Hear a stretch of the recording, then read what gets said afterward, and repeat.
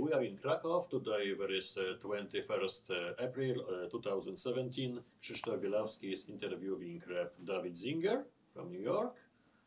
This interview is recorded for POLIN, Museum of the History of Polish Jews, as a part of our project, Changes of Jewish Life in Poland after 1989. David, first of all, could you please tell us as much as you can about you, about your ancestors? Okay. I was born in New York City. I am a very unusual son of a Hasidic Galiciana father. I know one other person that was born in 1944 and that lived to tell about it. Most of my father's generation friends, they did not marry until probably 46, and the first children that were born in 47 of Galiciana fathers after World War II. My father had 5 brothers and 2 sisters, all living in the southwest Galicia area. I believe it's called Małopolska. He was the youngest. My father's brothers and sisters were all married. They had 3 kids, 6 kids, 8 kids, big families, all of them, as it is by Hasidic groups. He was the only one that was not married. And he was having a very hard time in 1938 because he did not have a job, although he had a rabbinical degree and he had a degree to be able to make,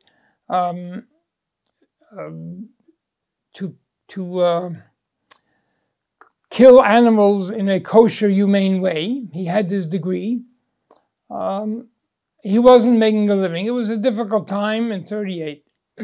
So he had 2 relatives in America. And one was his mother's brother-in-law.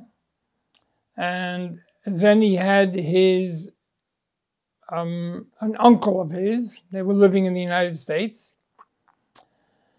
And in the beginning, sometime in the beginning of 38, he wrote a letter to them telling him that he has no money and maybe he could come to America and be a shochet, because he had that capability. He had a degree. And there weren't too many religious shochetim in the United States at that time.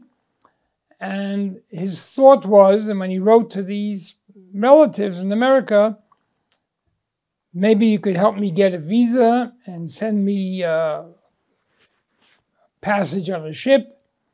I'll come to the United States, stay a year or 2, make some money, and then I'm going to come back and marry a nice Galiciana Hasidic girl. Of course, that didn't happen. In August of 1938, he received from his relative a visa and ship's passage to come to the United States. Now, a visa at that time was almost impossible to get because in 1924, Congress passed a law restricting and limiting immigration to the United States. But obviously, his 2 relatives in America must have had good political connections, so they were able to get him this visa. Now, my grandmother's family, my father's mother, they were above Hasidim. Although my grandfather was born in Tarnów. His family were Przodkowie Hasidim. But when he married my grandmother, he moved to Pilzna, where my great-grandfather was the rabbi. And that was the style at that time, that you moved to where your wife lived. And he became the rabbi in Pilzna when my great-grandfather passed away. So he became a Baba Vachusid as his father-in-law was.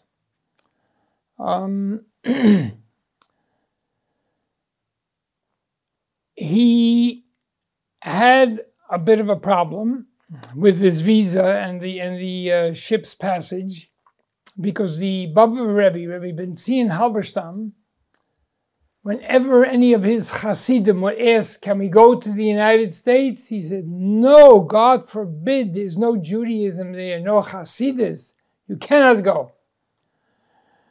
So my father had an older brother that was 8 years older than him, and he was married, living in Pilzna, and he started discussing the problem with him, and my father said, well, maybe we shouldn't go ask the Rebbe. And my uncle said to him, what? How could you do such a thing? Our whole lives we were taught that we have to go talk to our Rebbe. You can't do anything without the Rebbe.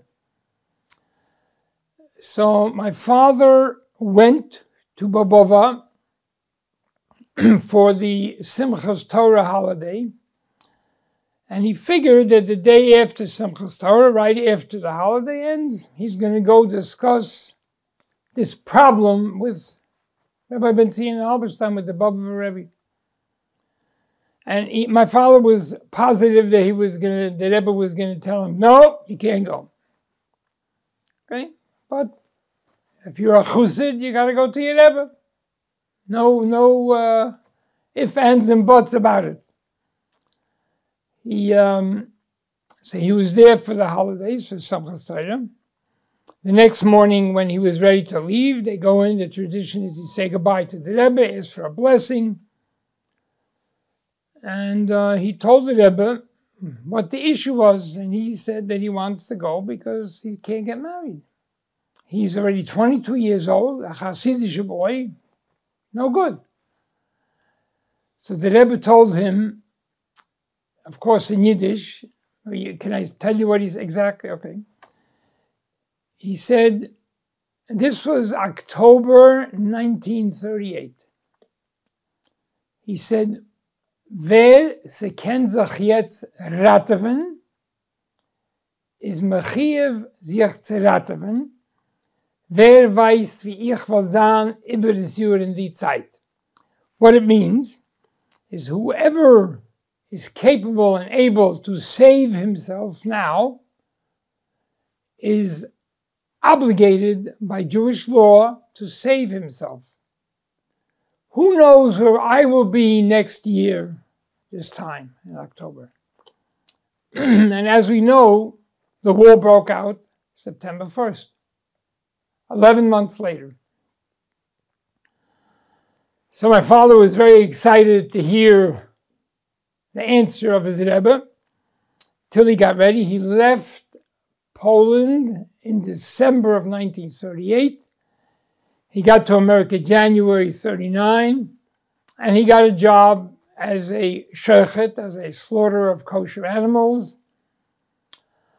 And of course, he couldn't return to Poland after September 1st. Although they haven't heard about any of the killings of Jewish people by the Nazis, but there was a war going on, so it would have been a little foolhardy for him to want to go back to Poland in the middle of a war in the United States a while. A girl, she was a married woman already, she said to him, his Yiddish name was Yossel, she said, cousin Yossel, you're already 23 years old and you're not married, you should be ashamed of yourself. What is it, a Hasidic bucha, not married when he's 23?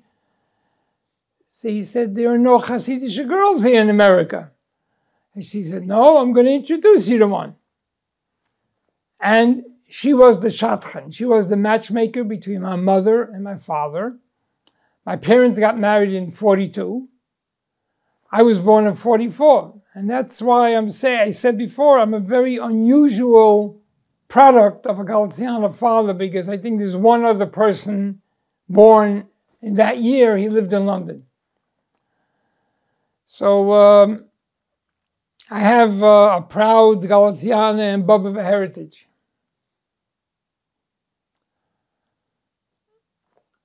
What were names of your father and your mother? My father's his English name is Joseph, but his Hebrew name was Yassel. And my mother's name is Miriam Chana. Her maiden name was David. She originally came from Hungary because her father was having a difficult time making a living, and somebody offered him a job in the United States, and he came in the late 20s to the United States. You said that your father was a shaykhid in New York. Yes, when he came, actually it wasn't in New York. The Galat kosher shechita places, the slaughterhouses were located in New Jersey, Newark, New Jersey at that time. And that's where he got his first job. But I also know that your father was a rabbi in the brzeżańskich shul. And then also, my obviously being a sheikh was not enough money to support a family, and since he was getting married in January of 42, he looked around, and on the Lower East Side there was a Hasidic shtibel of Brzeżańskich Hasidim, and they were looking for a Hasidic rabbi, a Galiciana, and they gave my father the job. So he had 2 jobs, and he felt like this, he'll be able to support a family. And the idea of returning to Poland flew out the window. So the brother Hasid was a rabbi in the Brzeżańskich synagogue. Right. It wasn't contradictory because there were so few Galicianer people that were capable of being a rabbi, because most of them were still stuck in Europe. The Galiciana people that were living on the Lower East Side where my parents lived, and where my father's job was, the Brzeżańskich shul, they were Polish and Galiciana people that had come probably right before or the beginning of World War I. So 1915, something like that. Let's go back to your ancestors. I remember that a few years ago I found a book about history of Pilzna written by a priest in the beginning of the 20th century, and he mentioned a few rabbis from Pilzna, and you said that these rabbis were your ancestors. Yes, my actually it goes back even further. My great-grandfather, his name was Rabbi Gershon Adler. He was a rabbi in Pilzna. His father, his name was Rabbi Yisroel Adler. He was a rabbi in Pilzna. But his father came originally from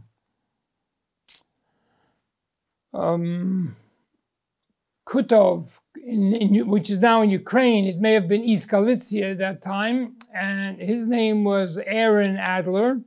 And he came actually first to Dębica, and then he moved to Pilzna. And my great-great-grandfather became rabbis in Pilzna. And then when my great-grandfather passed away, my grandfather, Duvid Singer, became the rabbi in Pilzna. All these rabbis were Hasidic rabbis? Or? Yes. I mentioned before, the Adler family, they were Baba Hasidim. And although my father's family was, they were Przodkowie, but as I mentioned before, when he got married, he went to live in the town where his father-in-law, where his wife was from. And since his father-in-law was very close to Rabbi Shlomo Baba, the first Baba Rebbe, he became a Baba Chassid. And you were born in 1944. That's correct. So please tell us now a little bit about you, about your childhood, about your family, home, how you grow up, and so on. I was born on the Lower East Side. The Lower East Side was a place where before World War I, and then again after World War II, many Orthodox and Hasidic Jews moved to. And since my father had already been there since 1942, when the influx of European Jews came in 1946 and 47, he was already a familiar fixture on the Lower East Side. And many of the religious Jews, Galician Jews, Polish Jews, even some Hungarian Jews that had made it through the war gravitated towards him because he was a charismatic and very nice fellow. So people liked him, and his congregation grew, and he was pretty successful. And my mother was a very good cook, so many of these people, they didn't have much. They'd come as refugees, and my parents, my mother actually always cooked up a storm, so many people came, generally on Shabbos, after davening, after the prayers. They would come to have a fish, chulent, some Jewish food from which they were used to having back in the old country. So my parents became very popular on the Lower East Side. What about your education? Tell us about your, probably you okay. When on the Lower East Side, when I was growing up, when I was young, there was a small yeshiva there. It was run by a Hungarian rabbi that had come right before the war. And most of the boys that were there were either older than I am or younger. There was nobody there my age. And so I started off, of course, with alibis, and then we learned Chumash, which is the Old Testament. And then we went to Mishnah and Talmud. And I grew up on the Lower East Side, and my bar mitzvah was on the Lower East Side. It was in a shul that had been built by Slonimer Hasidim that came to America between 1885 and 1914. There was a large immigration from Poland, and they ended up in the Lower East Side, and they built a shul, and that's where my bar mitzvah was, because my father's shul was a small little shtibel, and the Slonimer shul was a very nice, big, elegant shul, and my parents decided, since I was probably the first bar mitzvah after the war, I have to make a real nice bar mitzvah. So my bar mitzvah was on the Lower East Side in the Slonimer shul. And I lived there until I married my wife, which was 1965. I suppose this marriage was also arranged by a shadchan. Absolutely, a baba v'shadchan. By that time, there were already plenty of Polish Galician Jews, those that had survived the war. Some of them lived on the Lower East Side. The first baba v'shtibel was on the Lower East Side on a street called Attorney Street. It was there for a few years. And then the baba v'rebbe, Rabbi Shlomo Halberstama, decided that the group, the Hasidim, should find a nicer neighborhood where they had private homes. Most of the homes on the Lower East Side were big apartment houses. So he moved to an area in Brooklyn called Crown Heights. The area, of course, changed. Today it's, I would say, about 50% black and 50% Lubavitcher Hasidim. But at that time, there were many different Hasidic groups living there. But my father, because he had his main job now turned out to be the rabbinical position, because he had given up shechting, and there were an influx of shachtim after the war, so there were many shachtim, and that wasn't such a lucrative position anymore. So he concentrated on being a rabbi, and that's where he made his living. So we stayed on the Lower East Side. How big your wedding was? Whoa, it's a while ago. I gotta think.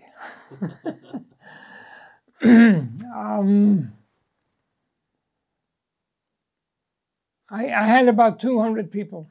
Only? Only, yeah. Well, today, some of the Hasidic weddings have 500 people. But at that time, in 1965, it was a pretty nice big wedding.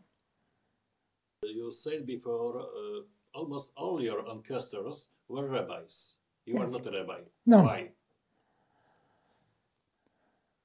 I'm going to say, and then, because I didn't listen to my father. My father wanted me to be a rabbi and to study rabbinical law, and I don't know, I wasn't interested. I was interested more in electronics, and so I guess I wasn't a good boy. What was later after your marriage? As I know, you became a businessman. Yes, I went into because I liked electronics. I got a job in Williamsburg by a Jewish fellow, not a chassid, a fellow that was selling all kinds of electronics, stereo equipment at that time, and radios. And then I went to a technical school called RCA Institutes, which taught us how to repair TVs or radios or phonographs. So I was in that industry quite a while. And then eventually I opened up my own business in Boro Park, because when I got married, I moved to Boro Park. That was the place to be in the 60s, and that's when Boro Park started developing into a religious and Hasidic community. How big is your family now? How many sons? Okay, I have to think a little bit, but I have 5 children. They're all married. My oldest one is a daughter. She has 5 grandchildren. My next one, my son, he has also 5 grandchildren. My next one's a son. He has 2 grandchildren. He has 5 children, and only the oldest one is married. Then my next one is a daughter, but she got married and had children faster than my second son. She has 7 children, but they're all younger, so they're not married yet. And then my youngest, Bruchi, has 3 children. Do they all live in New York? Yes, they all live near us in Boro Park. I'm very lucky with that aspect, because many of the Hasidic families, the children would generally move away, because Boro Park sometimes, where we live, it's very difficult sometimes to find an apartment. But we were, thank God, very, very lucky that all my children are living in Boro Park. Some of my grandchildren are not, but my children all live in Boro Park. Did your parents tell you about their family shtetl, where they lived in before? Yes, they told me, more so maybe my father. My father, as I mentioned before, was born in Pilzna, and he told me an interesting thing that he had when he was a youngster, 5, 6, 8, 10. Most of his friends were Polish kids, because they went to a school besides Cheder. And he was always bothered because Pilzna, when he was growing up, had the best ice cream. But it was nikasherna. So all his friends were eating ice cream, and he couldn't eat. So he remembered that as a child, that he was one of the few kids that didn't eat ice cream when all the kids were eating ice cream. What else? Any other family stories? I don't remember anything specifically, but he seemed to have had a very happy childhood. He never told me anything about any anti-Semitism or fighting with the kids.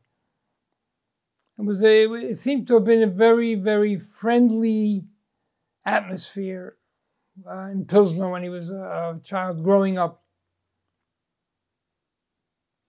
Did he want to come back to Poland, to visit Poland after the war?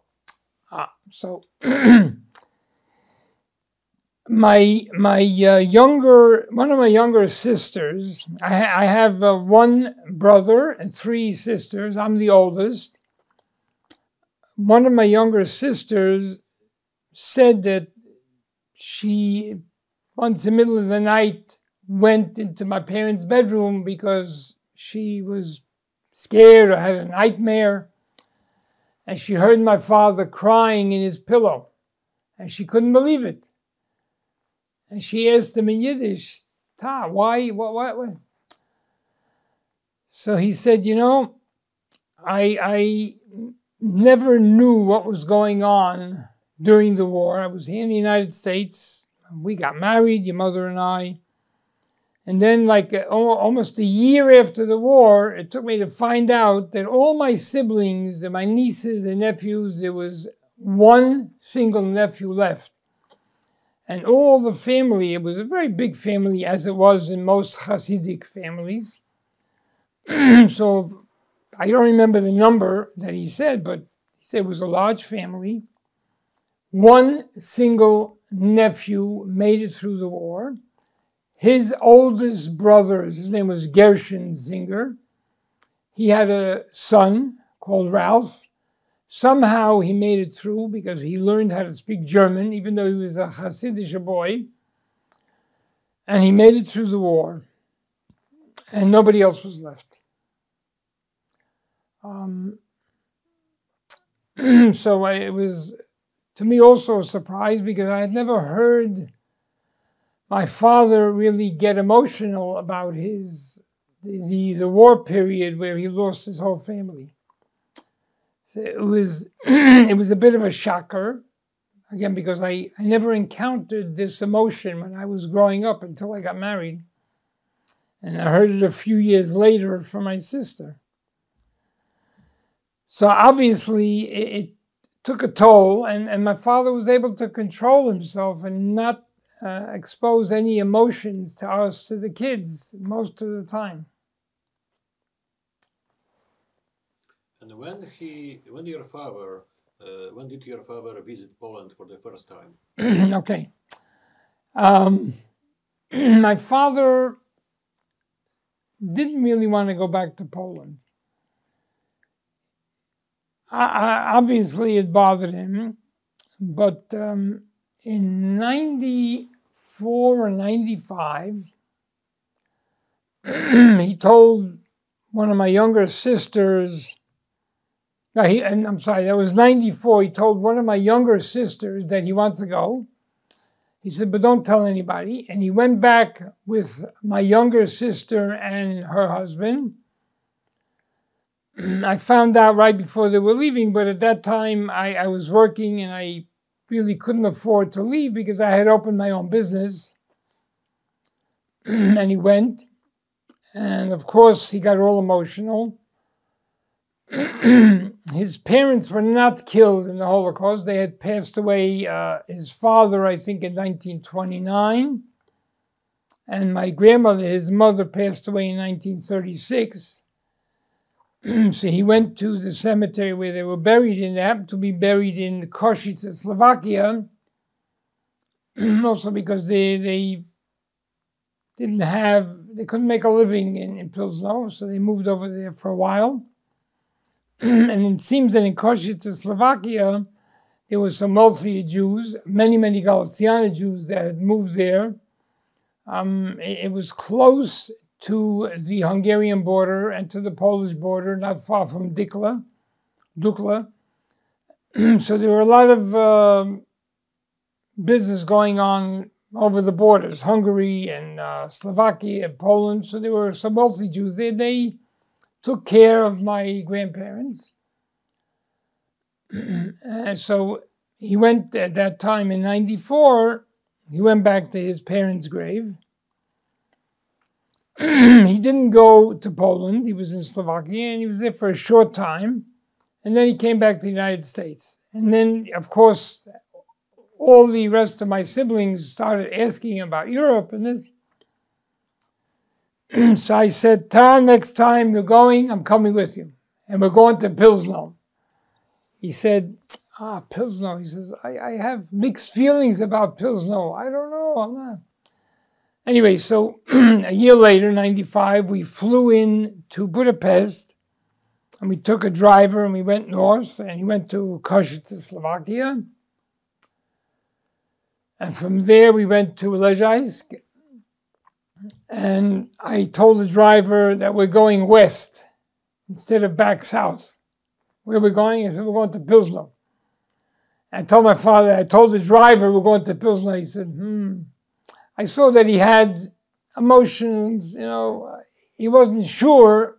He should go, he shouldn't, but since I already told the driver, he had no choice. So we started asking him questions about the town.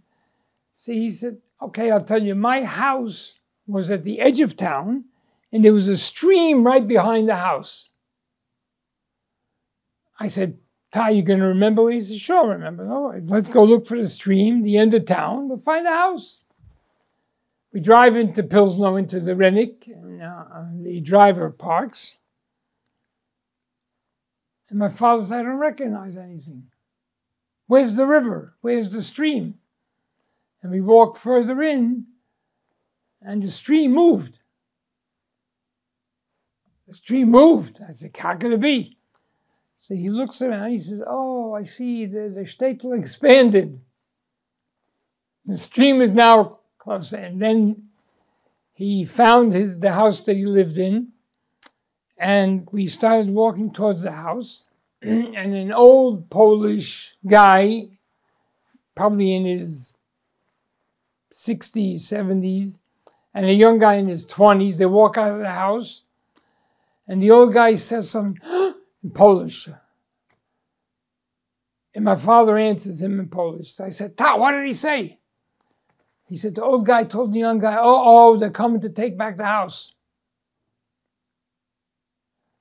So I said, so what did you tell him? I said, no, I wasn't the landlord. I was just a tenant here. The landlord, Mr. Buchner, moved to Chicago. He's never coming back. He is not interested. He doesn't care. So the old guy said, he was... But anyway, my father asked him if he could go into the house. So he was very hesitant, and he asked him why. He said, I want to see. So he said, okay, only you could come in. He wouldn't let us, the children, in. My father went in. He was there very short time, come out. And he said, the stove is the exact same stove that my mother used to cook on. Nothing changed. Okay, fine. So we got back into the car. The cemetery is out of town, like past the farm. So he drove towards us, and it comes to the cemetery. There's no fence. He sees two matzayvos when he said he remembers it was full. He gets out of the van, and he starts walking, and he sees an old man sitting on a tractor, and he goes, talks to the man, obviously in Polish. And the man gets off the tractor and hugs my father and says something to him. Of course, he ran out and asked, what did he say? He said his name is Kachka, his family name. He owns the farm parallel to the cemetery. He said, for 50 years, I am watching the cemetery that nobody should do anything here. And now you're here. You take the job back. It's your job now. So my father was very happy that somebody felt the responsibility. Anyway, we went to his house. He offered us coffee, and my father explained to him that we only could drink something kosher. So he gave us water. And his wife came, and he said, you know, that my wife remembered that 3 times a year, the Jewish people used to come out and light candles and say prayers. So she does that also, and she still lights a candle and puts it in the cemetery. And my father, after discussing with him, figured out there was a time when and during the holiday, when we say Yizkor, which Yizkor is a prayer for the dead. So this lady, Mrs. Kachka, for a long time was trying to preserve the heritage and the memory of Jews, even though there were no Jews in Pilzna anymore. So it was really very joyful for us to hear that this, because back in New York, whenever they said about Poland, they said, oh, Poland is full of blood, it's full of blood. So when I started reading history, I said, but the Poles didn't do it. Well, what did they do? It was the Nazis. They came. Poland was an occupied country. They weren't their own boss. And the old guys used to say, Zinger, what do you know? But obviously my father didn't have that feeling, and that feeling came down to me. And once I was there at this conversation, we decided that we have to put a fence around the cemetery. And then my father was very upset because there were too much savers left from the whole cemetery. So he decided that we're going to buy a big monument, and he's going to put all the names of aunts and uncles and grandparents, whoever he remembered, he's going to have it engraved. He said, well, where are we going to start working on this? How are we going to find this? So I have a cousin that came from Tarnów, actually not him, but his grandfather, and he's a lawyer, and he did some work in Poland. I'm not sure what it was, I don't remember what, but he said that he met somebody that wasn't Jewish in Tarnów working in a museum, and this fellow said that he wants to help any Jewish people that he could, he wants to help. So we asked, who is this? And they said his name is Adam Bartosz. So at that time, we couldn't do anything because we already were going and we had tickets to fly back. So, but his phone number, and I made contact. He didn't speak English very well, but enough to understand what my goal was and what I wanted to do. And I asked him to find somebody. So he went to, I don't think it was President Yakubovich now, maybe yes, maybe it was his uncle, to find out if there is a person that can engrave matzaiva or a monument with Hebrew words. And Yakubovich connected him to someone, and he sent me the information. And my father made a certain text, and he told us that we have to make a template so the man knows what to engrave, how the Hebrew alphabet. He wasn't so knowledgeable, but he would do a copy exactly of what we wrote. I asked him how much money, and I said, I want to transfer the money to you. He said, wait. It seems that Adam Bartosz was very friendly with a Professor Jonathan Weber from Oxford University, because Jonathan Weber was on the board of Auschwitz Foundation, and he was involved with other things here. So Adam Bartosz called Jonathan Weber, and he said, this Hasidic guy's in New York, he wants to send me money, I'm worried, you never know. Some of these Hasidim think that the Poles are stealing money. What should I get involved? What should I do? He really didn't know how to handle it. He was like nervous. And Jonathan Weber didn't know me, but I have a cousin living in London. So somehow we did research, and they found out that I was a nice guy. I wasn't going to make too much trouble. So Adam said, okay, send the money. And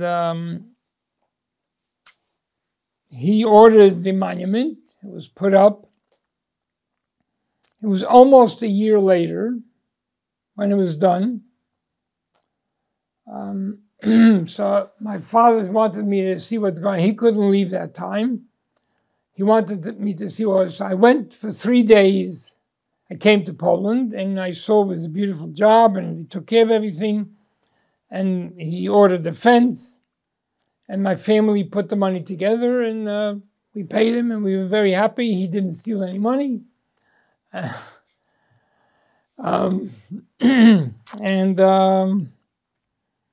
Then we made a time that they would make an official ceremony. Now, it's very interesting that when my father started and I some research, in Pilzno, the mayor was not very cooperative at that time. We had a hard time finding the old boundaries. Finally, Adam told us at that time, he says, you know something, I'm going to do a search in Tarnów, maybe. In Tarnów, he found the exact boundaries, and that's how he was able to have a surveyor measure, and we ordered a fence. And it was 97, I think, that the whole family went back, and we consecrated, we made a whole ceremony. And that's when I actually met Adam Bartosz. That was the second time. The first time was when I was there for 3 days. But he went out of his way to accommodate us, to be friendly, to help, and we've been very close since then. Okay, David, you told that you came to Poland for the first time with your father in 1995, am I right? Right. Why not before? I couldn't really have, I had opened the business, electronics business, selling and repairing, and I had a couple of kids, and I couldn't afford it. I was working very hard. I was doing everything myself, selling, repairing, delivering, everything. So it was a difficult situation. I just couldn't go away. So I guess that's probably the reason. And once my father went, and he reestablished the connection that he had to the old country, it started getting me a little bit interested and excited about the prospect of going there and seeing what the world was before the war. For the first time, as you said, you came to Liżansk in Poland. You didn't plan to go to Pilzna. Right, because actually my father didn't plan to go. It could have been maybe because he felt it would be too emotional for him. But then I decided that once we're here, we have to go. So I was the one that really pushed the whole concept, the idea of going back to Pilzna. Again, it seemed that he was emotionally afraid of visiting Pilzna. Could be. Do you know if other Hasidim visit Poland in the communist time? Okay, so he was above a Rebbe, a blessed memory, who passed away in 2000, Rabbi Stanów Halberstama. He came here in 75 and in 76. Now, I know that it wasn't as bad as in the 50s when Gromolko was the prime minister. In fact, I think 75 when he came back, it was a very emotional time for him. And the fact that he came back in 76 was a very interesting situation, because when he was here in 75 and he went back home, he never said anything negative about the visit. Nothing. And I think, again, this is my opinion, that the communist government was very pleasantly surprised that he said nice things. And the next year, when he came back 76, there were TVs following his, he went he was in Babova, he was in Nowy Sącz, and then he went to, he was in Krakow, of course. So once they saw that he wasn't giving a negative report back, it seems that they had more respect for him, and they showed his trip on TV saying that this tzaddik came back to visit his birthplace. So I thought that was interesting. I guess he was a very intelligent fellow, besides being my Rebbe, and he knew how to handle the communists. Even though there were other people that had gone either to Hungary or perhaps to Romania, maybe even to Slovakia, Czechoslovakia at that time, that were not saying nice things, but he did not say anything negative.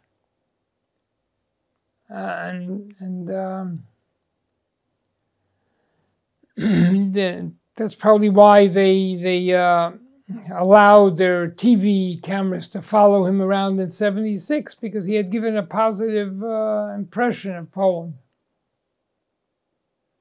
But I know in the communist times, a few Ochelim were reconstructed or renovated.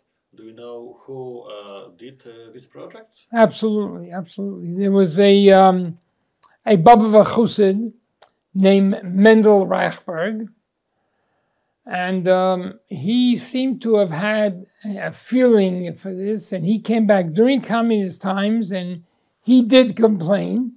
He did say that he was being harassed and sometimes followed, and they questioned him, and sometimes they kept him in the airport a long time.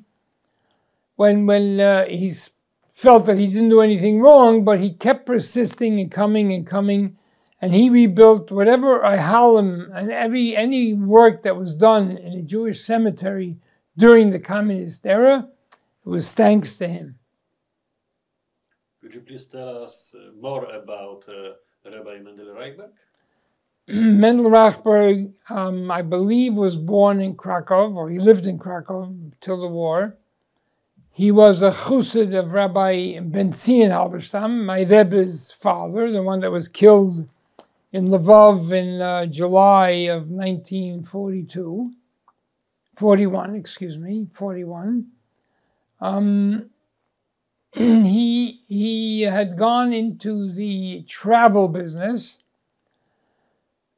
and perhaps that was a reason that he went ahead and pursued this project of trying to restore Ahalim and save cemeteries. I'm sure you know that, for instance, in Lviv, which is Ukraine, some of the greatest rabbinical and halachic experts were buried in a cemetery in Lviv, what we call Lemberg. And there is no trace of that cemetery anymore. And one of the biggest cemeteries in Lemberg, in Lviv, was Rabbi David Torizohov. He was a son-in-law of the Bayis Chadash, who is buried here in Krakow. Nobody knows where he's buried, because on that cemetery there's currently a soccer stadium and a supermarket or a shopping center.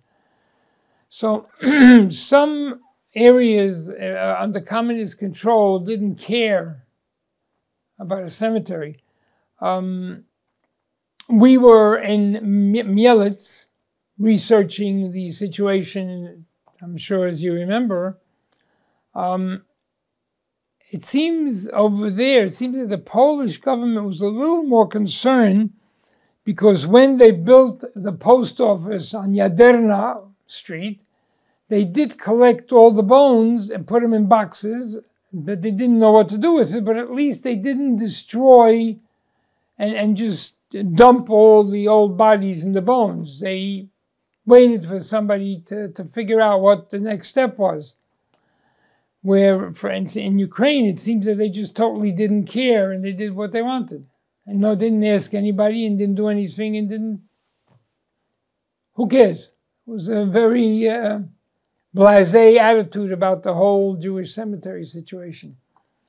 And that's probably why Mendel Reichberg had more success in Poland, because there was a certain semblance of respect for the dead, it seems, and that's why it encouraged him to continue working. And who restored the Eichel of Bobover Rebbe in Bobowa?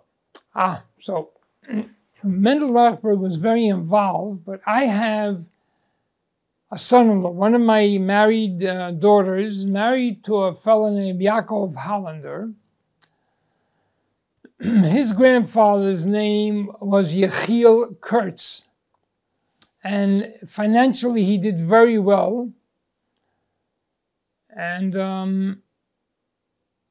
he paid for, I think Mendel Reichberg was the one that did the actual work and the hiring of the workers, but he paid for a number of ahalim in the Galicia part of Poland. For instance, he paid for the Oihel in Mansud for the Tzaddik of Ropshitz.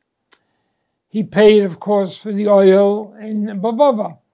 I don't know if he did anything else, but he was the one basically that sponsored and paid for the renovation of these two Oihalim, which was done through Mendel Reichberg. What about Mr. Asher Sharf? I know he was also involved. Okay, Asher Sharf, I was with him a number of times before Belzec was restored. Of course, most of my father's family, except some of the children, most of my father's brothers and sisters were taken to Belzec. Many of the children were in the orphanage in Tarnov, so they were killed in the forest in Bielitovska Gora. And Asher Sharf was very troubled by the fact that Belzec was an open field. And when I went with him twice, we found bones floating around all over and people just walking back and forth like it was a park. No, but there was nothing there. Nobody cared. And he was very emotional about it because just as my father's brothers and sisters were killed over there, most of his family, being from Galicia, it seems were taken there too. And he got very involved, and he was pretty well politically connected. He was very wealthy because he owned some like nursing homes, and he was okay. And he really started working on this. And then the third time I had gone with my wife for the ceremony, when the first time in my life I met a cardinal that I thought was a super guy, and then I heard he died when he was pretty young. His name was Żywiński. He was from Lublin, and I really admired his speech. He spoke very well. And I said to myself, wow, I see these Catholic cardinals are not such bad guys after all. So he was very emotional about that. In fact, I had a visit later to Lublin. I found out that near the Grodzka Brama, which I guess means a gate, which was a separation between the Jewish neighborhood and the Christian neighborhood, he had a street lamp burning all the time. And that was really also a very emotional thing, because as I know in Poland, the same thing, when you go to a cemetery, you light a candle. Because the candle, according to Kabbalistic teachings, the candle is a good thing for the soul of a person up in heaven. I know that it's a Jewish tradition. I think Poland also was very into that tradition.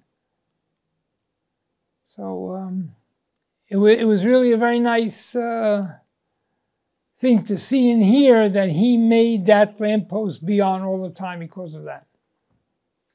We talked about Rabbi Mendel Reichberg, about Asher Sharf, but you also you are also one of these Hasidim who are very involved in the revival of Hasidic life in Poland. As much as you can about your activity, when it started, why it started, what did you do?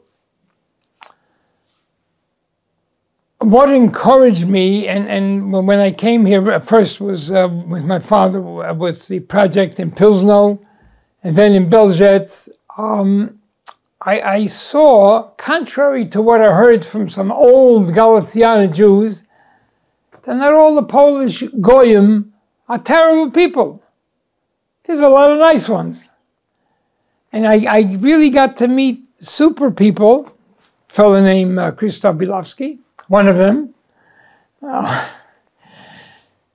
They were very interested in retaining and preserving the almost 1,000-year history of Jewish culture in Poland. And I started reading a lot, and I started questioning people. I was very interested in hearing about my heritage, my background, something about Poland, and I was reading, and then I had a very interesting hobby when I was in my 20s and 30s. In Babova, in the Babova community, most of the Galiciana Jews that made it through the war belonged to that community, even though perhaps before the war they were not Babova Hasidim. But the Babova Rebbe, Rabbi Shlomo Halberstama, was a very charismatic and a fellow that he reached out to all the Jews. And so many of them attached themselves to his community, to his gemina, to his kehillah. And I was always interested. I asked, where are you from? And very often I found a lot of these older Galicians, they didn't talk to their own children, but they would speak to a person that was not related. And I would say, for instance, that I know more about Oswiecim, about the Jewish community, than anybody else pre-war, because there were a number of Jews that made it through the war from Oswiecim that I spoke to and I listened to and I heard. And the same thing for other Städte, Krakow and Tarnów and Pilzna and any other Hasidic town that my father may have had some kind of a connection, a relative or a friend. And I was curious and I kept asking and I wanted to hear more and more. In fact, when I was in my 30s, some of my friends would ask me in Yiddish, what have you got to talk to that old guy about? They just couldn't understand. And I said, I want to know about my heritage. I want to know about my history. I want to know what was going on in Poland. Everything you read in the books, they say, Poland today is communist. Poland today, a terrible place. During the war, they were allies with the Germans. And that's not true. It wasn't true. Poland was an occupied country. So that got me interested. And then when I did come to visit after again, I saw there's a lot of devastation.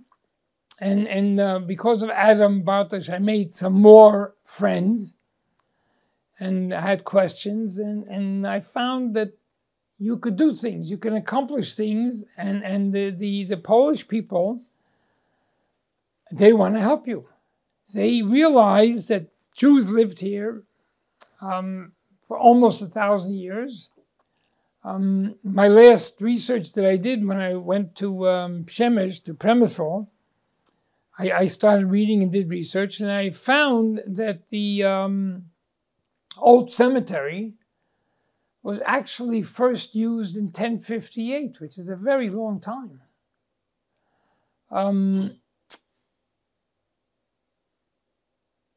The cemetery in Przemysl doesn't have a fence around it, and that was one of the things that got me all excited that I'll be able to do something. And then I spoke to some old people that were in work camps for the Nazis in Yasro. And so I made him a tzaiva in a forest in Vajitza, near, for a big tzaddik that was killed shot by the Nazis with 60 Jews in a mass grave. And then when I was there, I found that there were other mass graves like that. And the Polish people were very eager to help, to make sure that it gets maintained, it doesn't get destroyed. People could come, light a candle, say a psalm. So every time I came and I did something, I was always encouraged because I saw everybody was very positive.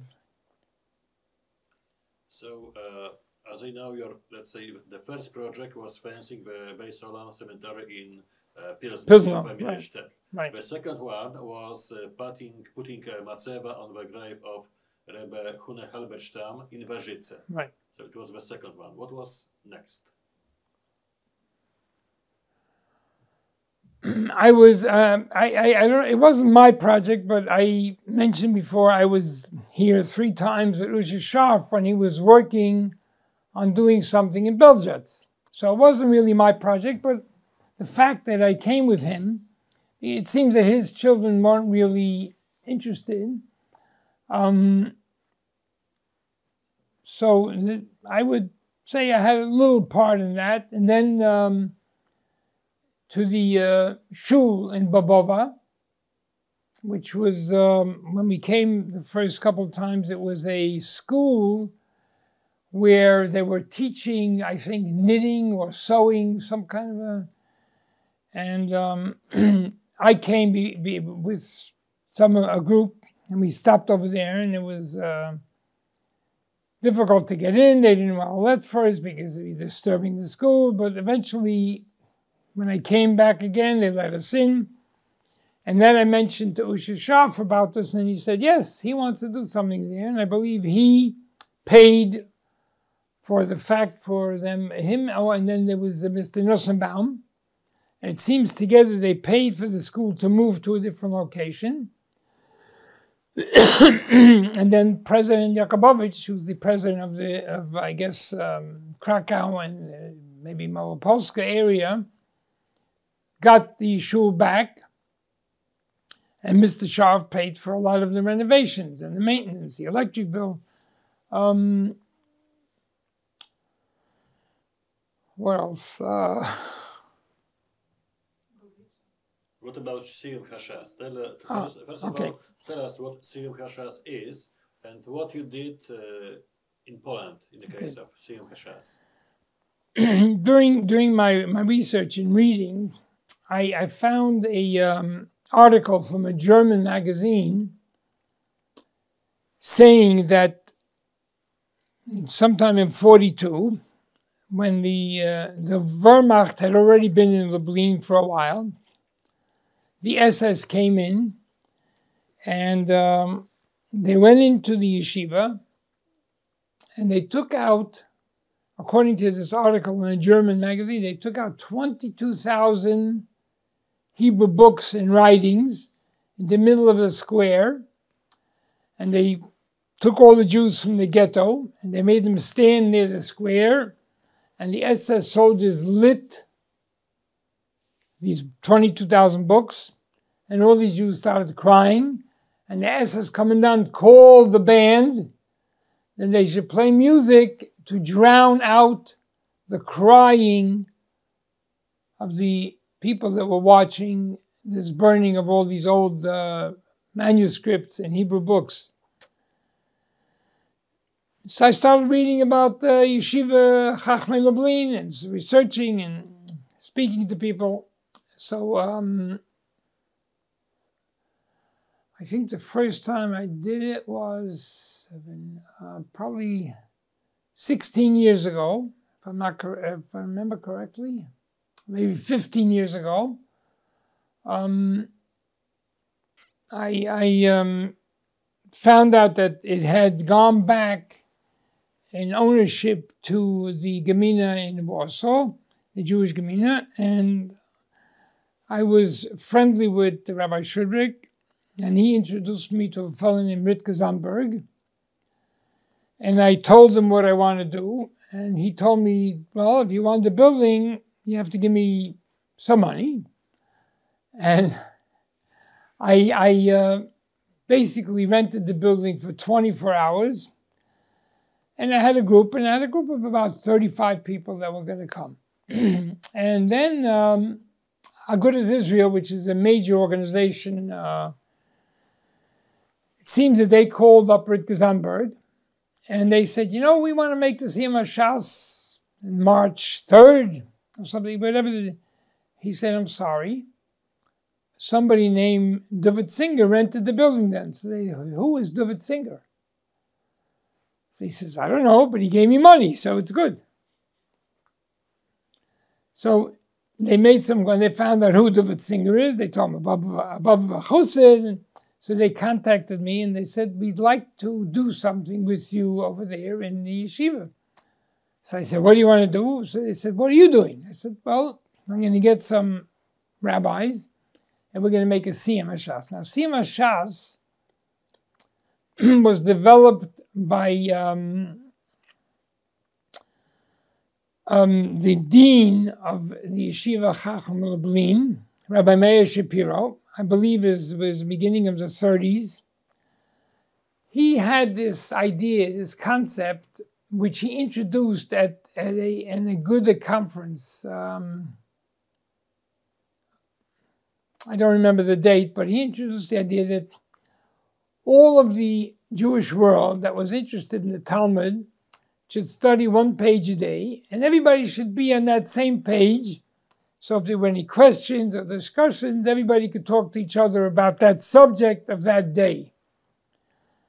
And in most of the religious world, most of the Hasidic world, it went over very well. My father told me that when they told Rabbi Ben-Ziona Halberstama, the Baba Rebbe, that they made a page a day, one side, he got very upset. He said, in our circles, we study 3 pages a day. What kind of business is this? So he was against the concept because he felt it was doing less than his people were doing. But overall, the religious Jewish world and the Hasidic Jews accepted the idea because obviously they weren't studying as much as they were in Baba. And it took shape. So every 7 years, or 7.5 years, they complete the full Talmud.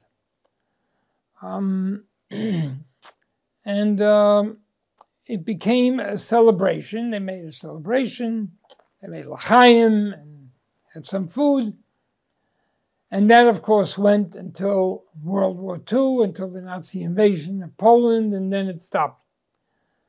It took a few years after the war for it to be revived, but nobody had ever done it before in the yeshiva. When I had this idea, people thought, what are you, kidding? It's never going to happen. But it happened. And when the Aguda called me that time and said they wanted to join me, I said, well, how many people do you think you'll have? They said, we'll have over 150 people. I said, whoa. The Siyam was sometime in March. They had called me in December. And I had been in the building and I knew there were going to be 200 people there. There's one toilet working in the whole building. What's going to be here? This is no good. And I'm in Boro Park in Brooklyn. So one day I told my wife I'm going to Poland for 3 days. So she looked at me like, what's wrong with you? And I explained to her why, and I said, I have to go. I have to go to Lublin. I made some contacts. There's a museum there called Theater NN. And it seems they were very interested in the Jewish history of Lublin. Not Jews. Regular guys, Poles, just. So I made contact with them, and they were really nice. They went out of their way to help me. They told me we had to rent some toilets, and we had to rent big screen and microphone system because there was nothing in the building, no heat, nothing. So I was there for 3 days. I also met a fellow that I became a bit friendly with. I haven't been so close to him, but a priest. His name was Romuald Vazkinel, I think, right? And he told me his history, and it was interesting to hear, and he also helped me. And I had over 200 people at this celebration, the Siyam HaShas celebration, and it was really nice. I had one rabbi from England, a Rabbi Yonason Abraham. He was one of the speakers. I had the chief rabbi of Budapest. He was then, his name was Moshe Tovia Weisberger. He was one of the speakers. Then I had a rabbi from New York City, Boro Park, Rabbi Yechiel Kaufman. And then the chief rabbi of Kiev, Rabbi Bleich. It was really very nice situation. And that time I said, I'm going to do this next time again. So I did it the second time. I don't know if I'm going to do it the next time, but we'll see what happens. But it was really very rewarding because so many people showed up and we had a nice dinner. And after that, I believe the Gemina and the Jewish Gemina in Warsaw decided to renovate the building and make good use out of it. So it was a very good, positive feeling for me that I was involved in the restoration of this famous building. Am I right that this first Siyam HaShas was in 2005?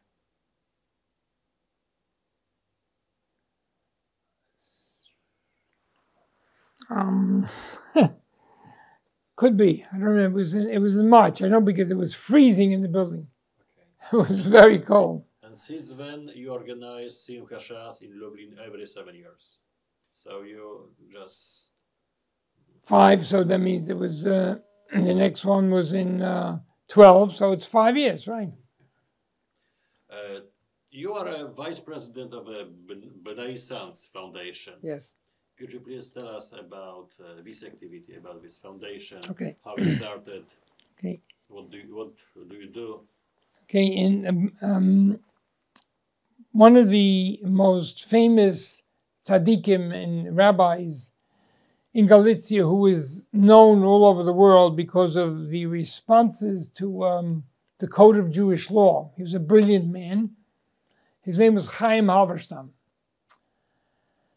And he wrote responses to rabbinical authorities in Hungary, in Romania, in Poland, Germany, even to the United States, because he was a tremendous expert in the Code of Jewish Law. And he was a Hasidic Rebbe that had a following. He had 7 sons and 7 daughters that grew to adulthood. Every one of the sons became Rebbes in their own right, or the grandson, like for instance, in the Baba Rebbe's father was the Rabbi Chaim Halberstama's 3rd son, but he died when he was 28 years old, a young man. So his son became the Rebbe of Baba. And all his sons-in-law also became Hasidic Rebbes. So he had a very profound influence in almost all over the world as far as Jewish law.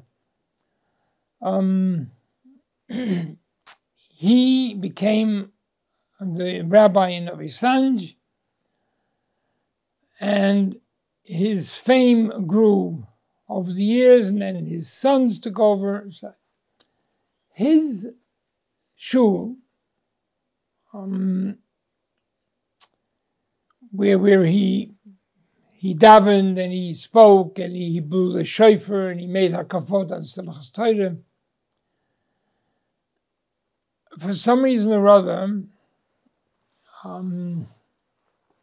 after the war, it became a warehouse for manure. And it was a terrible thing, but eventually, I don't know how it happened, but the city took over the building and they made a museum there.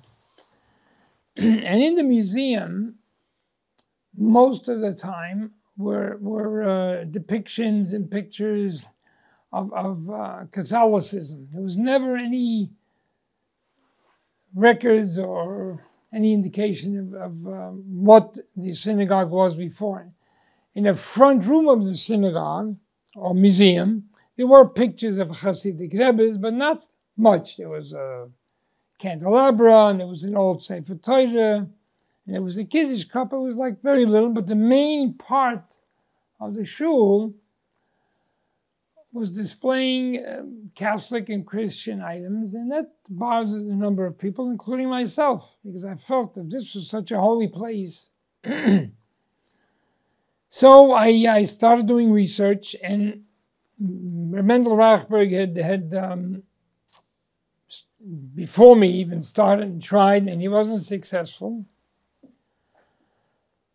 And so then I tried, and I spoke to Rabbi Shudrik about it, and I spoke to president of the Jewish community in Krakow, Tadeusz Jakubowicz. And he said, you know, it's in disrepair, it's going to need a new roof, you got to fix this, you got to fix that. There was all kinds of problems. Do you think you could raise the money to do this? I said, I don't know, but I want to try. And while I was thinking about it, one of Chaim Halberstam's, the tzaddik of sons, great-great-grandson, a fellow named Yoel Halberstam, he found out that I'm doing interesting things in Poland. And as I was thinking about what can be done, he said, listen, I can raise money. I want you to do this project. He didn't know that I was already thinking about it. And so I saw the hand of God. So we got together, myself and Yoel Halberstam. We started asking questions, and we got permission from the mayor to actually make the first Yurtzeit seated meal 5 years ago. It was a Friday. What they did was they covered up all the crosses and the Catholic and Christian items on display, and that first Shabbos we davened the Yurtzeit. That was Friday, and that first Shabbos was a terrible tragedy. President Kaczynski and his wife and Thomas Murta and many other important people died in a plane crash going to Katyn. So it was emotional on one hand. In fact, when we were reading the Torah, somebody that worked in the museum ran into the shul to say what happened. And we have a tradition that if somebody needs a blessing or a special help, when they read the Torah, they mention their names. Okay, so as I mentioned before, Nowy Sącz was a place where one of the biggest rabbinical authorities on code of Jewish law, a Hasidic Rebbe, lived. And to Hasidim, the tzaddik of sons, Rabbi Chaim Halberstam, had a tremendous impact and significance on everything in Jewish law and things of the Old Testament and the Torah. So he was a very important, especially in Galicia, very important person, that everybody respected, even if people that were not Hasidim, because they knew that his knowledge was immense. As being the fact that my father's heritage was sons in Galicia and Babova, and so that came down to me as a part of my heritage. We like to go when I came on these trips. I always went to sons. And it very often bothered me that we couldn't go in and say a prayer, because we can't say Hebrew prayer when there's a symbol of another religion in that room or so. And then the Shabbos that we were there the first time, Rabbi Shudra came and spoke, but it was like a sad happening on Shabbos, because we knew that President Kaczynski, he seemed to be very positive about the attitude towards Jews. It seemed that he felt very good about it, that people were coming back and visiting and maintaining the culture and the history of Jewish people and chassidus in Galicia. And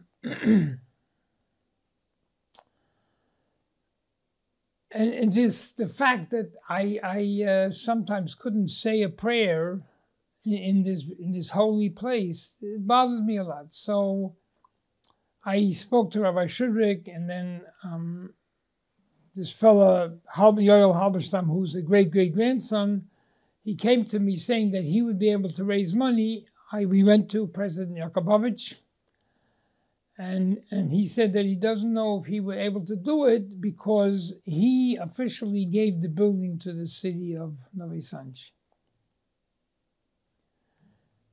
So then we went to the Voyevoda in this Małopolskie area.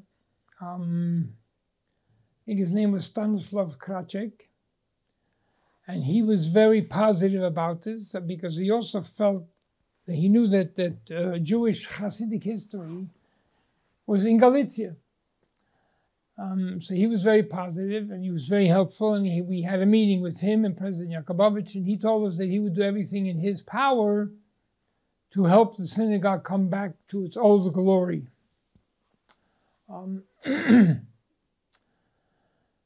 It took us almost 5 years to accomplish this. Yoel Halberstama raised all the money needed. When a chasid comes to pray, they have to have a mikvah. In Jewish religion, mikvah, going into a body of water and going under the water, that purifies a person. I believe in church also, they have holy water or something, right? So water is not a symbol. By Judaism, it's a symbol of purifying oneself. So we needed money for a mikveh, and then people travel around. Although now there is a lot more kosher food available, but when we started the project, it was sometimes difficult to get kosher food. So we did a 3-phase solution to the problem. First, of course, the shul, where people could go pray. Then the oihel was always there. After the war, Mendel Rachberg rebuilt the oihel. And the third thing was food in that building right across the street from the cemetery. And then behind it, Yoel Halberstama put money together to build a mikveh. So we really had everything that a chassid needs to come to his tzaddik and pray and immerse in a mikveh. So it was extremely rewarding. And ever since then, there's been hundreds and hundreds of chassidim coming on the Yurtzad at all year. Many, many times you'll find a chassidim there on a Shabbos, spending a Shabbos in the shul, eating in the room across from the cemetery. So to me, it's an extremely rewarding project that we accomplished, and thank God. And all the people in Sons were really cooperative and went out of their way to make sure the project worked, and that we're happy that we can be here and come. But as I remember, the synagogue was given back to the Hasidic community, if we can say so, 2 years ago. Right. The new mikvah was open last year. Right. And I know that before you used a house which is just opposite the gate to the cemetery. So you, as I know, you adopted someone's house where you had a kitchen, where you had a prayer Yes. house. Yes. Well, there was a room for prayers, and that was one of the things that we wanted. So when people come, they have what to eat. They can have hot coffee, some chocolate, some cake, other things that we bring either from Antwerp, kosher food, or from Israel, or from the United States. Because as you know, that everything that we eat has to be kasherna, so it has to be kosher. So and slowly we expanded this project, and it's working very well. We're very happy about it. People are coming, more and more people are coming. We're very, very, very satisfied and happy that it turned out so positively. You said that, as I know, you are a vice president of the Ben-Ziona Foundation, yes. And Rabbi Ben-Ziona Halberstama is the president. Right. Who else is involved in the activity of the foundation? Okay. Ben-Ziona Halberstama's father has taken the title of his grandfather. His grandfather was Reuven Chakov. I don't know how you pronounce it in Polish exactly. Is that close enough? Stakov, yes. So Yoel Halberstama's father adopted this name, this title from his father, because his father was a rabbi before the war in Stakov. Not Chuf? Chuf? Not Chechov, is Chechoiv, right? Chuf, but I mean Chuf, close to Tarnów. Small town with a castle. Is it not? No, not Chechov. No, it's not Chechov, yeah, for sure not. I thought it was Stakova, yeah. Stakova, probably. So his father is a recognized expert on Jewish law, and he's basically the honorary president of this project. And whenever we have a ceremony, he's always here.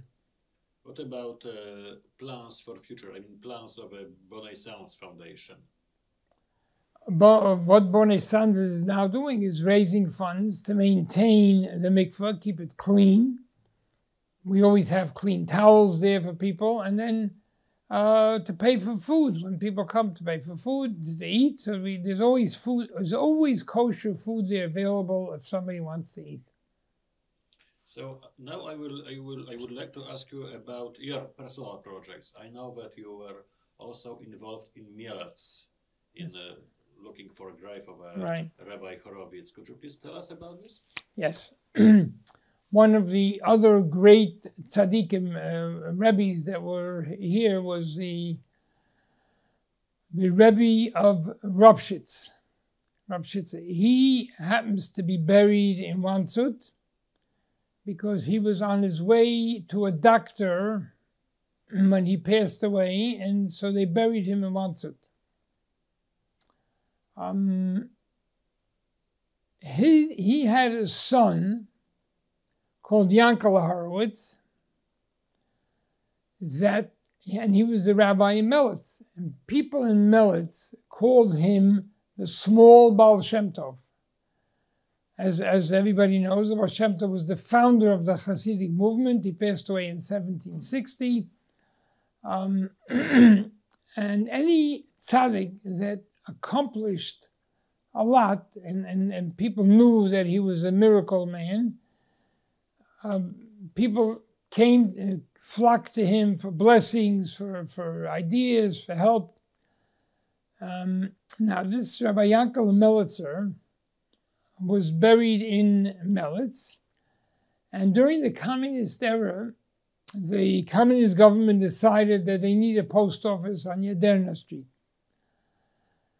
So what they did is they dug out almost 3/4 of the cemetery. They took the bones and put them in boxes on the side, and they built the post office there. For many years, Hasidim thought that Rabbi Yankel Melitzer's oihel was among this destruction that the communist government did when they built the post office.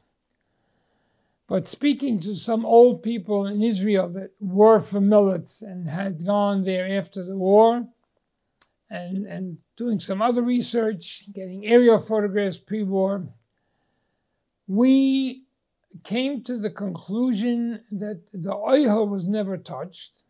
Actually, the cemetery underneath the oil was never touched because the oil was destroyed during the war. And we decided to do research. And we hired a guy from Rabbi Shudrick's office, Alex Schwartz. He came with GR radar machine, I think, 3 times. And we basically found the foundation of where the former oil was. And now we have to get permits. And hopefully this time we don't have to get to any organizations, but the property is owned in partnership with Orange Posta, Orange Telephone, and the Polish Post Office. I did have a meeting with them. They were very positive. I had a meeting which you were with me with the president of Mielec. And he was also extremely positive. He thought that whatever he could do to help, he would help. So now we were trying to raise money for that project. You were also involved in Parasov. Yes. Could you please tell us? Sure. Parasov, my good friend Krzysztof Wolowski told me about the matzivas that used to be in the cemetery in Parasov. They were now somebody's barn in a farm. So Krzysztof and we went to visit this barn, and we unfortunately saw the barn built of matzivas.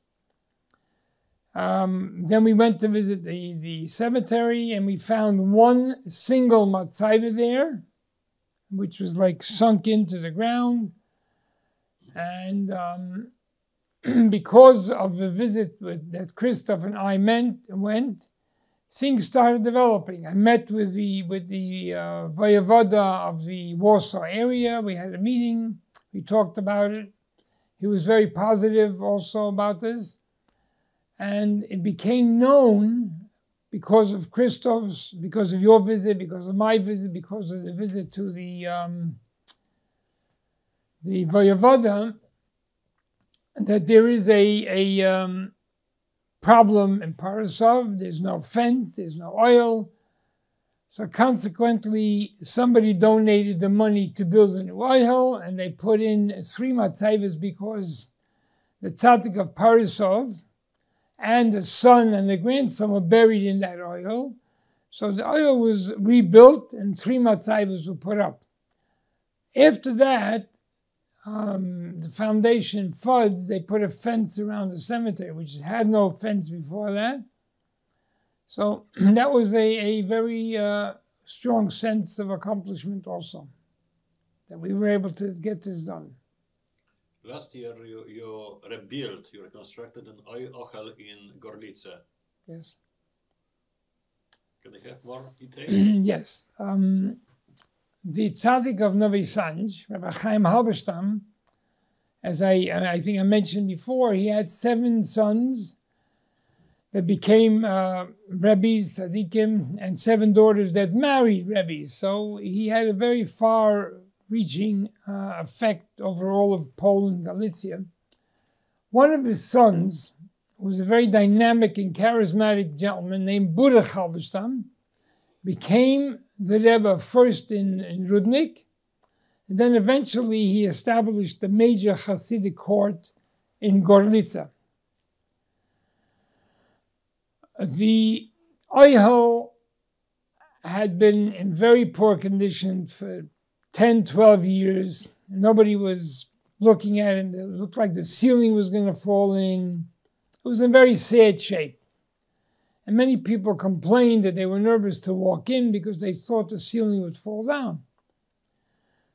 So 2 brothers who are great-grandsons of the tzaddik of Gorlice, Rabbi Baruch Shamshon Halberstam, who is currently known as the Rudnike Rebbe, and his brother, Rabbi Ben-Ziona Halberstama, who is known in Boro Park as the Shmigdede Rebbe, two brothers. They undertook the cost of rebuilding the Ohel. I contacted my friend in Tarnov, Adam Bartosz. He was very involved. He hired some contractors. We got estimates. We started the construction. And thank God we built a really beautiful new Ohel there. We had a ceremony with the mayor of Gorlitza and the vice mayor, and you were there, Christoph, and President Yakubovich of the Jewish community, and Rabbi Shudri came, because we were all very proud of this great accomplishment, because many, many years the building looked like it was going to collapse. So now there's a very nice oil. We also had the local headmistress of a school came with the whole class, the high school class. There was television coverage. It was very emotional and a very nice happening. And if you are not tired, I will ask another question about Oświęcim. I know this is your, let's say, current project. Yes. Okay. What are you looking for? Who are you looking for in Oświęcim? In Oświęcim, there was a number of big Rebbes, tzaddikim. One of them, his name was Rabbi Berish Frommer. The Hasidic world called him Berish Oshpatiner. He was a big tzaddik, a Rebbe, and when the Nazis destroyed the cemetery, they of course knocked down the Ohel and anything else that was in the cemetery. But many years ago, Mr. Usher Sharf, above Chassid, paid for the renovation, reconstruction of the fence, but they didn't research and do anything about the Ohel. Currently, some Baba Hasidim decided that we have to search for the Ohel, and they want to reconstruct. So again, we asked Alex Schwartz, who works for Rabbi Shudrik, to come down with the georadar. We're still searching. We don't know for sure yet, but we continue to do. We waited for the snow to melt. And as soon as the weather's a little nicer, he's going to be coming back down. And I already have people that committed money that they want to build the Ohel. So we hope that this will be done shortly. As I know you for example, involved in other projects, for example, I mean Cieszanów. So we can say you became a kind of bridge between Hasidim in New York and Poland. That when a holy person, a tzaddik, a righteous person dies, his soul goes up to heaven.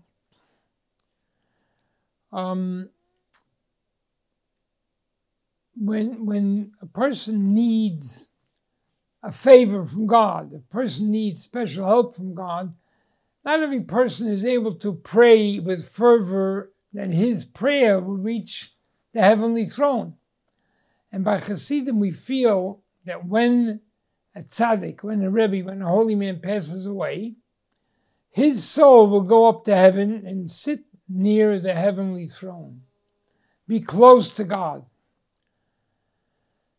So Hasidim believe very strongly that the soul of a tzaddik is up there near God, and so we come to speak to the tzaddik, so to speak. When we write a kvittel, which is a little note with our name, with our mother's name, and we will put it on the grave of the tzaddik, we feel that the tzaddik will read this note, and he will go to God and intercede on our behalf, so our request should be answered. And that's basically one of the reasons that we feel that we have to come and ask the tzaddik to help us, and we come to pray. And specifically on the day of his yurtzeit, the day of his death, the anniversary,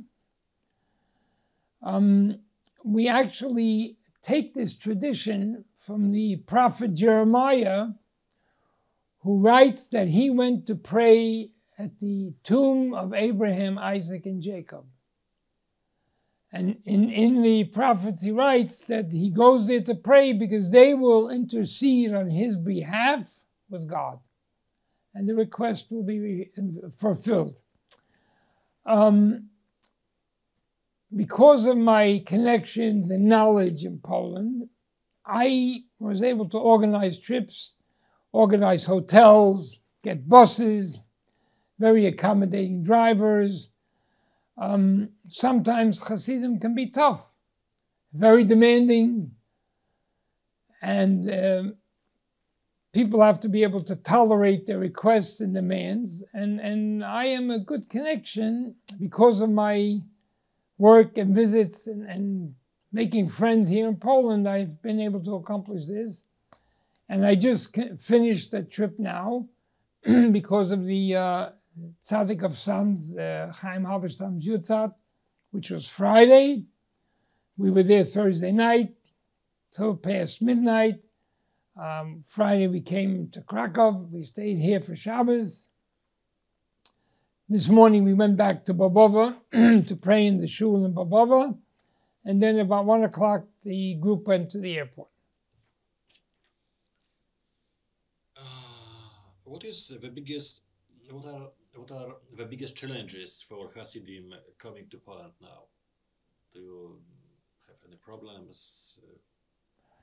I've been coming since 1995, and I have never encountered an iota of anti-Semitism. I find now, because people are more educated and because they know more, they see the Hasidim are not wild people. Nobody has to be afraid of them. At one time, because of ignorance, they didn't know what is a chassid. And he looks funny. He has a beard. He has maybe payas. He always wears a hat. No matter how hot it is, he's wearing his long jacket. So there was basically a fear of the unknown. And perhaps that may have caused anti-Semitism. I don't know. I'm not a philosopher. But on the surface, it would seem that way. And today, when people are educated and knowledgeable and know what's going on, they're able to read about different cultures and different religions. I have never, thank God, since I'm coming in, I never, ever encountered any anti-Semitism in Poland. But as we talked before, Hasidim during their journey need mikvah, kosher food, and so on. How has the situation changed since your first visit in Poland? There was a tremendous positive change. First, now there are many possibilities for Hasidim to have kosher food in Warsaw, in Łódź, in Krakow, in Sons, in Nowy Sącz, in Leżajsk. There's always somebody there with some kosher food. There are mikvahs built as we built in Sons. There's a mikvah built in Leżajsk. There's a mikvah in Krakow. There's a mikvah in Łódź. There's a mikvah in Warsaw. So it's definitely become, there's a mikvah in Dinov. There's also food available and there's somewhere to stay. So on one hand, it also adds a little bit to the Polish economy. It's not a bad thing for Poland. People come to visit, people spend some money, they have to eat, they have to pay for a hotel. So it's good all around. It's good for both sides. It's good for the economy in Poland, and it's good for Hasidim that want to come pray by their tzaddik. In the last few years, few Hasidic centers were built in Poland. I mean, in Dynów, your center in Sącz, in Nowy Sącz. Now Hasidic centers are being built in Liżansk, in Radomsk. Does it mean that a number of Hasidim visiting Poland increases? There's no question about it. There's no question that there have been a much larger influx of Hasidim visiting Poland. And there are many Hasidim that stay here and they have work and jobs because of the food industry and because of coming to hotels. And the hotels will need advice when the Hasidim come and they stay there for Shabbos, because there are certain things that on Shabbos we can't turn the light on and off. On Shabbos we can't turn on the air conditioner or shut off the air conditioner. So people, local people, are becoming more knowledgeable about rules and regulations that religious Jews have to observe. And it's good. It's good because you open your mind, you learn about new things. It develops a person to become more worldly and more intelligent and more educated. David, my last question, I promise no more questions, is your father was born in Pilzna. Yes. You were born in New York. Yes. You live in the United States. You visit Poland every year at least a few times. Yes. How you can describe your identity? All my friends, even though I'm American born, they say I have Galiciana blood. And I would say it's probably true. I identify, I feel the most comfortable when I'm in Krakow, when I'm in. I know that you're upset that I don't come to visit Warsaw. I come to the Galiciana part of Poland 4 or 5 times a year. The last time I was in Warsaw was 5 years ago, right? So, you see. Well, I have to break my promise, and I will ask you 2 other questions. But very last question. Okay, no problem. You said that even after the war, the Hasidic community, the Bover community in the US was very small. Yes. How it started that the Bover Hasidut moved from Poland, from Galicia, to the United States, and how this Hasidut looks now? When the remnants of the Hasidic community in Poland after the war, when they moved to the United States, and there were very few because the Nazis did a pretty good job. At the Nuremberg trials, many of the top Nazis that were hung felt that they won the war because they felt that they had killed 6 million Jews, and that was their goal. It's a known fact that when the Wehrmacht and the SS was retreating on the Russian front, the generals, the German generals, were asking Berlin, asking Himmler, send us food, send uniforms, send ammunition. The decision by Himmler and Adolf Eichmann was, it is more important for the trains to go to Budapest to make Hungary Judenrein than to support the army on the Russian front.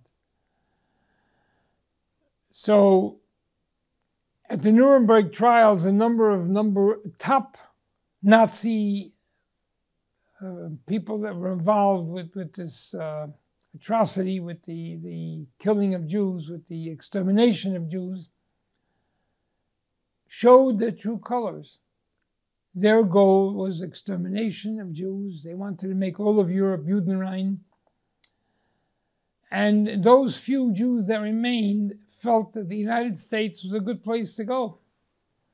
When those Jews that stayed alive after the war, either they were hiding in Russia or they were hidden by Catholic Poles in Poland, when they went back to their homes, some of the residents were very upset because they saw, oh, here we have a beautiful new house, and the Jews coming back. So it was a negative feeling, even though Poland was occupied. Poland was under the same occupation as everybody else by the Nazis, by the Germans. So Hasidim felt that America's a free country. Let's see if we could rebuild over there. And basically that's what happened. And in Hasidic families, most families have 5, 6, 7, 8 children. So thank God we grew.